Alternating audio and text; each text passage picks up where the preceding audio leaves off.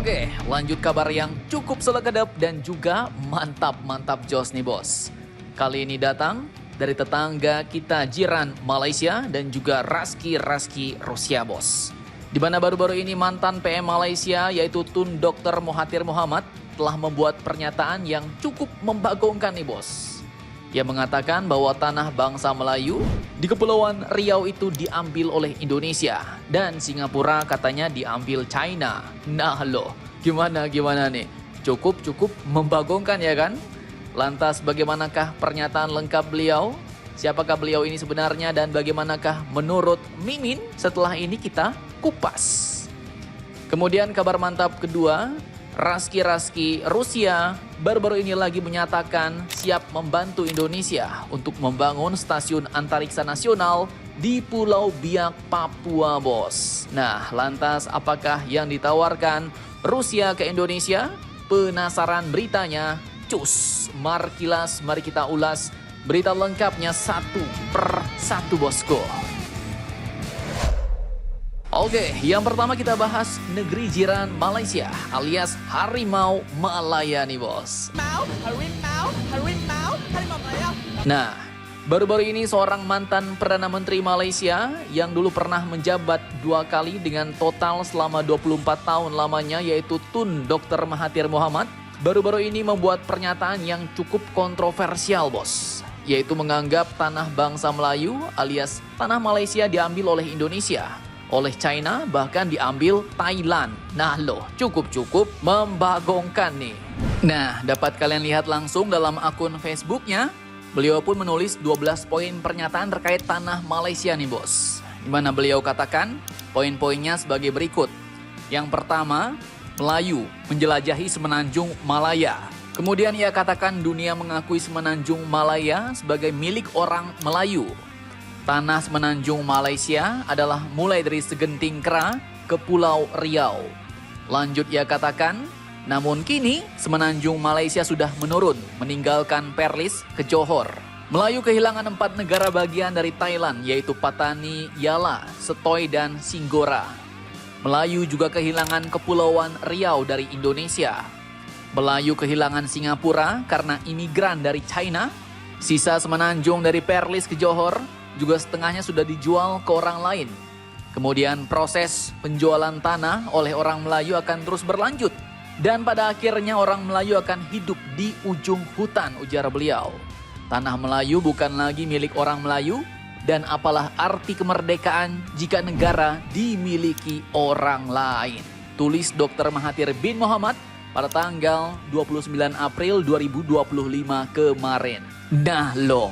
Sebaliknya kita tutup juga Singapura dan Pulau Riau dikembalikan kepada Malaysia sebagai tanah Melayu. Oke, jadi sebelumnya perlu admin tekankan bahwa pernyataan yang menurut admin kontroversial ini adalah pernyataan pribadi beliau bos dan tidak mewakili pemerintahan Malaysia.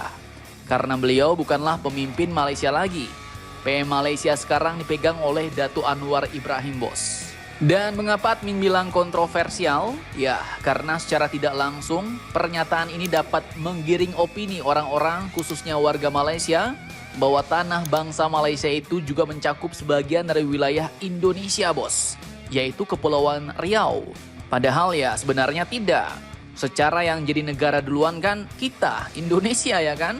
Dan mohon maaf nih, jujur-jujuran aja, mungkin Tun Dr. Mahathir Mohamad ini belum tahu bos, bahwa sejak negara kita Indonesia berdiri menjadi sebuah negara, suku bangsa Melayu sendiri adalah bagian dari suku-suku di Indonesia dan ikut memperjuangkan kemerdekaan Indonesia bos. Jadi statusnya sama ibarat suku Jawa, suku Bugis, suku Dayak, Timor, NTT, Papua dan lain-lain itu adalah suku-suku bagian dari Indonesia. Dan saat semuanya itu bersatu, maka jadilah yang disebut dengan bangsa Indonesia. Jadi ya, mohon maaf, bangsa Melayu itu ya sebenarnya merupakan bagian dari suku bangsa Indonesia. Dan sebagai bukti ya, di kota tempat Mimin sendiri bos. Walaupun bukan di Pulau Sumatera, bukan juga di Kepulauan Riau, tapi bahasanya di sebagian besar ibu kotanya menggunakan bahasa Melayu. Dan jangan salah, bahasa Melayu di tempat Mimin bukan cuma satu jenis, bos. Tapi ada banyak jenis varian bahasa Melayu. Dan itu baru di daerah Mimin. Belum lagi di daerah-daerah lain, ya kan? Maka dari itu bahasa Melayu di Indonesia pun dianggap sebagai bahasa daerah, alias bahasa kampung, kata orang, ya kan? Dan kita semuanya disatukan dengan bahasa pemersatu Nusantara, yaitu bahasa Indonesia. Jadi dari sekitar 1340 suku bangsa dengan berbagai macam bahasa, itu disatukan oleh bahasa Indonesia Bhinneka Tunggal Ika. Mantap, mantap, jos.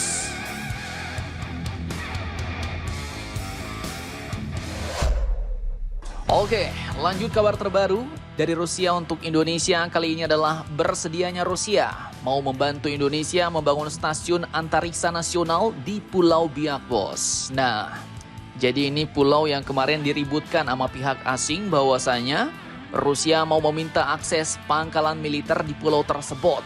Namun ternyata tidak, bos. Dan memang ya wacana yang sudah lama beredar dari zaman Pak Jokowi dulu, Indonesia memang mau membuat fasilitas peluncuran roket luar angkasa di Pulau Biak, bos. Dan kini Rusia pun masuk menyanggupi untuk membangunnya. Dan ini sebenarnya juga sudah admin bahas di beberapa video admin sebelumnya, bos. Nah, jadi dikutip dari banyak sumber berita berikut, Duta Besar Rusia yaitu Mr. Sergei Tolchnov baru-baru ini menyatakan bahwa kini negaranya siap membantu Indonesia untuk mengembangkan stasiun antariksa nasional. Hal ini pun ia sampaikan sehubungan wacana pemerintah mau membangun tempat peluncuran roket atau bandar antariksa di Pulau Biak, Papua, bos. Mr. Sergei Tolchnov ini pun mengatakan bahwa Moskow siap mendukung keperluan teknis jika Indonesia mewujudkan niatnya membangun stasiun antariksa, di mana menurutnya saat ini kedua negara telah menjalin kerjasama pengembangan penerbangan antariksa melalui Badan Riset dan Inovasi Nasional atau BRIN bersama dengan Badan Penerbangan dan Antariksa Rusia yaitu Roskosmos. Dan tak main-main, bos. Dalam acara jumpa pers di Jakarta Senin 28 April 2025 kemarin, ia pun mengatakan bahwa soal rencana stasiun antariksa atau peluncuran roket di Biak ataupun pulau lain, tentu ini diputuskan oleh Indonesia. Rusia siap menyediakan teknologi untuk peluncuran roket pada aspek teknisnya atau teknologi lainnya. Ia pun juga mengatakan bahwa Moskow kini bersedia membantu dalam pengembangan teknologi terkait pembinaan stasiun antariksa, instalasi peluncuran, hingga landasan luncur roket untuk Indonesia. Mantap, mantap, jos. Nah, gimana nih, bos? Mantap gak nih? Rusia nawarin pembangunan fasilitas peluncuran roketnya ke Indonesia.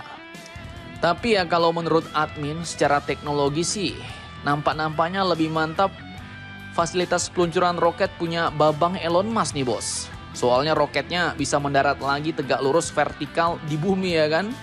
Jadi pas nyampe di luar angkasa, roketnya balik lagi tuh mendarat ke bumi. Kalau menurut kalian gimana nih, bos? Oke, kita lanjut sedikit. Dubes Rusia pun menyebut sebelumnya sekitar 10-15 tahun lalu memang terdapat rencana dari perusahaan Rusia untuk membangun wahana peluncuran pesawat antariksa di Biak, Papua. Namun rencana ini tidak jadi dieksekusi. Namun sayangnya karena sejumlah isu, program tersebut urung dilaksanakan, ujar beliau. Beliau katakan lagi, kami siap menyediakan apapun yang diminati pihak Indonesia. Dan kami saat ini berupaya mengetahui apa yang hendak dilakukan atau diminta oleh Indonesia, ujar Dubes Rusia Sergei Tolchnov. Nah, mantap, mantap jos nih, bos. Jadi bagaimana menurut kalian tentang hal ini? Jangan lupa komentar, tetaplah kalian barbar dan jangan santuy terus. Demi Indonesia tangguh, salam Indomax, Indo Make Sense.